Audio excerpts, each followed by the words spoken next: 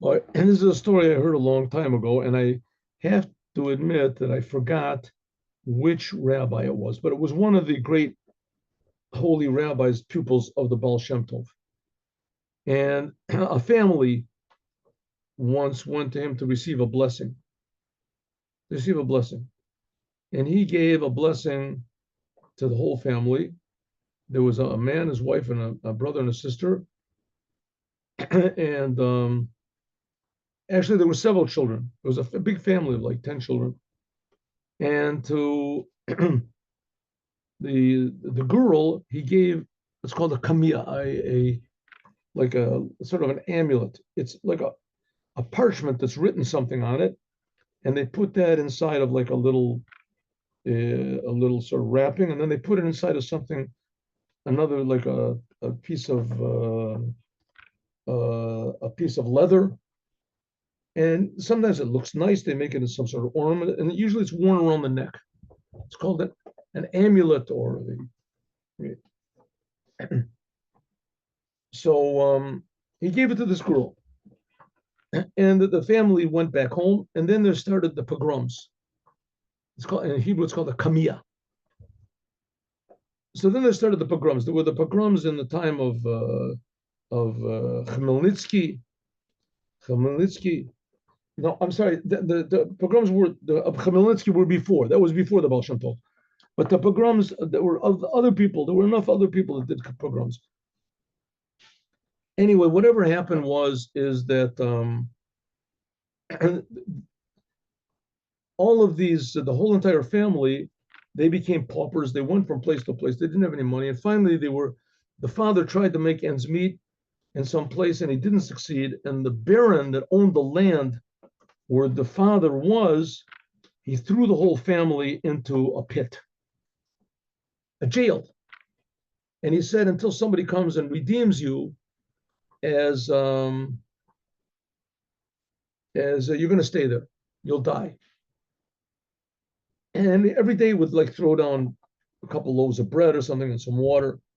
So they would let it. He made an advertisement. Whoever wants to redeem these Jews can redeem. If not, I'm going to start selling them, sell the slavery. Anyway, one day, somehow or other, there was a big battle going on of this, and someone threw down a ladder to these people that were in the pit.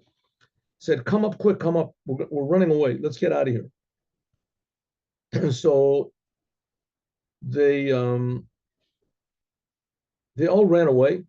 They all ran away, and they all got. And this person put them in a wagon, and he get took them to safety. They all ran away, and they got on a went to the train station or wherever they went to get away. And he bought tickets. And there's just 1 second. I have how many were in your family? It was 12, father, mother, 10 kids. He says, well, I bought 10 tickets for you, but only I bought 12 tickets. I'm sorry, 12 tickets, but there's one left over. What happened? And they said, I don't know. What happened? So they realized they must have left the little girl in the pit. The little girl. They left the little girl in the pit. So to go back was impossible. You go back, you get caught. And what can they do? The train starts to move. Please say that there was no way they could go back. They couldn't leave all the other kids. Right? The father went back. The mother would be alone. The mother went back. She wouldn't know what to do on her own. So meanwhile, after this war was finished, so somebody heard this little girl crying in the pit, and they pulled her out, and and she was adopted. She was adopted, and she grew up in a family, and it happened to be that it was a Jewish family. So she grew up in this family, or maybe it could even have been a Goyish family. But however, she was then sold to be a maidservant by a Jewish family, by a Jewish family. And the Jewish family, they treated her very nicely. And she grew up. She was intelligent, And finally, after a while, it was time for her to get married. So they arranged a shidduch for her. And she met come a few young men. She didn't really want them, or they didn't want her. And finally, they found a a proper match. They get married. Now, she always had, for good luck, this kamea, this charm that was around her neck with the message inside of it. And the rabbi told, I don't remember if I told you in the story. I'm sorry if I missed it, but the person said, the day that you get married, open this kamea up. Open up the kamea. And so she remembered about the kamea, but she didn't really remember exactly about, the day she get married, that she should open it up. So they were going to the chuppah, to the marriage ceremony. And suddenly she remembered this amulet that was given to her by the holy man. Said, on the day of your marriage, you should open it up. So she was standing under the wedding canopy right before they made the blessings to marry them. And she remembered this. And so she took this thing off and she had to fumble around with it. And they said, what are you doing? She said, excuse me, I have to open it up. And she opened it up and she read, and it said, can a sister marry a brother? That's what it said. Can a sister marry a brother?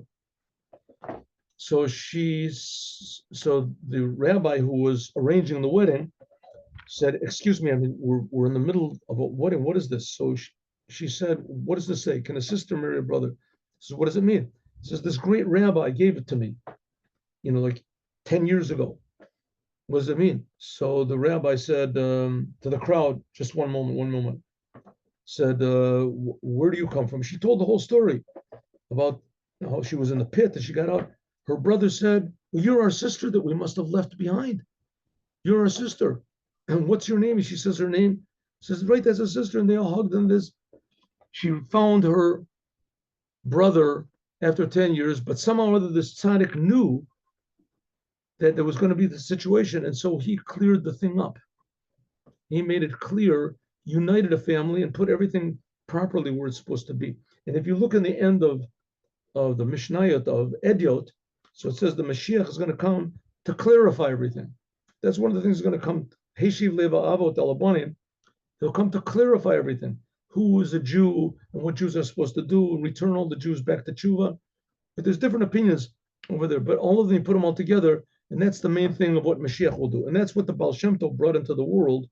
He brought in pupils that were, each one was fit in his own right to bring the Mashiach or to be the Mashiach himself. And here we have an example of seeing the future in order to put things into the world of truth and order. Have a good day with Mashiach now. God willing, tomorrow, 8:15.